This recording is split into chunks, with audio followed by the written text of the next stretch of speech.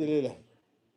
भारतीय जनता पक्षाबरोबर हातमिळवणी केलेले पक्ष सोडून इतर कोणत्याही पक्षाशी युती करायला स्थानिक स्तरावर अधिकार आहे आणि मुंबईला सुद्धा तो अधिकार मुंबईच्या सगळ्या नेत्यांना आहे.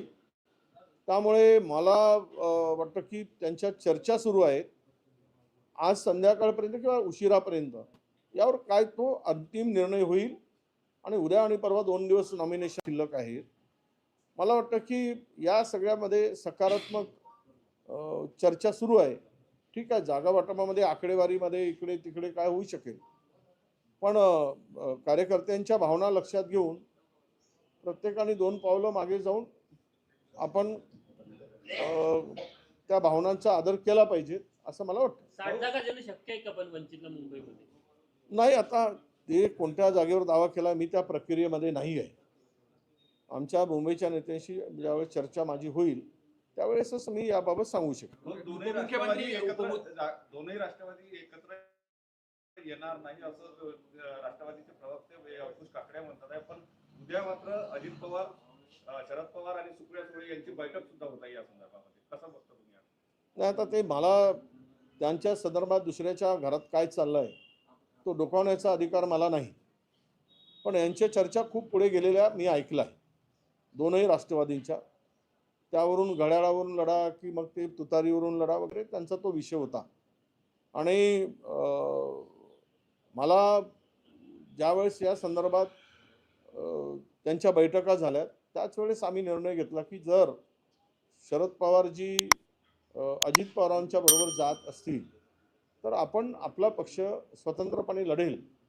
हा निर्णय मी यापूर्वीच आमच्या पक्षाच्या नेत्यांनी आणि आम्ही जाहीर केलेला आहे.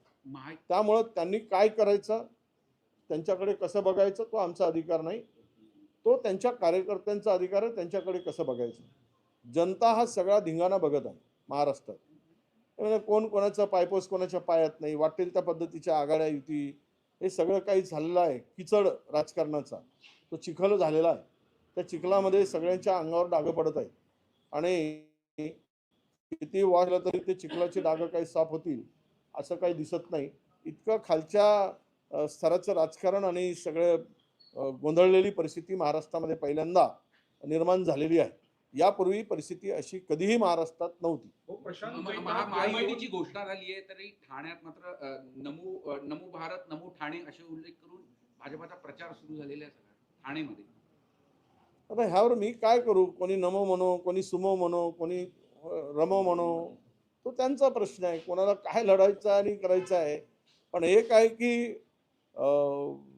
सध्या एकनाथ शिंदे साहेबांच्या मागे राहू दोष किंवा शनी दोष वगैरे काही दोष असा आहे का याची खात्री त्यांनी करून घेतली पाहिजे. कुठल्या तरी ज्योतिषाकडे जाऊन राहू केतू वगैरे ग्रह शांतपणे त्यांना जगू देतील का, की त्यांच्या याच्यामध्ये काही अडचणी आहेत का, तर असंही काही ठिकाणी शंका येते या सगळ्या परिस्थितीत. प्रशांत जगताप यांची उमेदवारी अडचणीची वाटते कारण ते ज्या 2 जागा मागतात त्याच्यावर राष्ट्रवादी शरद पवार गटाने दावा केलेला आहे. नाही, आम्ही कुठे शरद पवार साहेबांचे त्या जागा आमच्या आता प्रशांत जगताप काँग्रेसमध्ये आहेत. काँग्रेस आम्ही त्यांना शब्द दिला आहे आणि तो आम्ही शब्द पूर्ण करू.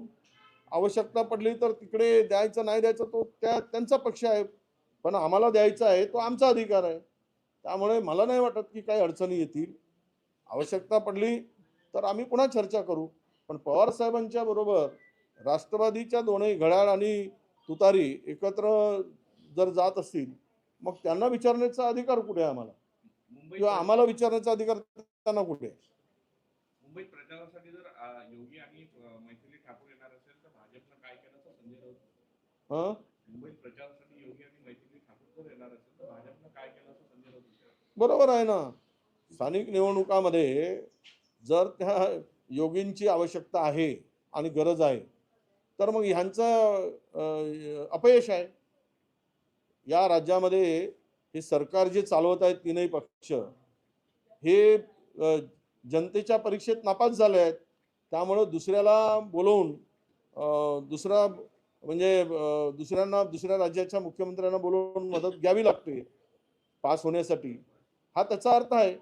आणि योगींची आवश्यकता पडते म्हणजेच आपला हेडमास्टरला वर्ग सांभाळणं जमत नाही, त्यामुळे प्रिन्सिपलला आणून हा महाराष्ट्र पुन्हा सांभाळावं का अशी परिस्थिती दिसते आहे.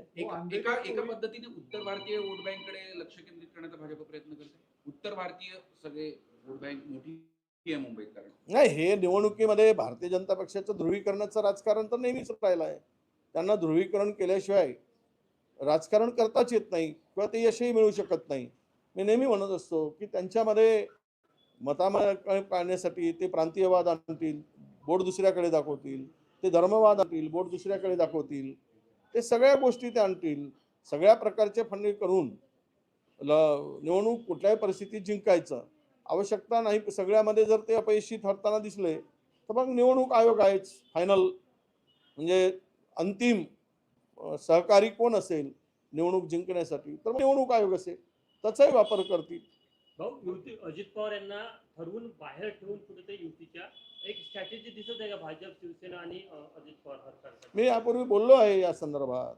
अजित पवारांना बाजूला ठेवण्यामागचा उद्देश असा आहे की सेक्युलर मतांचं विभाजन व्हावं, शिव फुले शाहू आंबेडकरांच्या विचाराच्या लोकांच्या मतांचं विभाजन व्हावं आणि त्यातून काँग्रेस पक्षाला नुकसान व्हावं, ही त्यामागची स्ट्रॅटेजी आहे.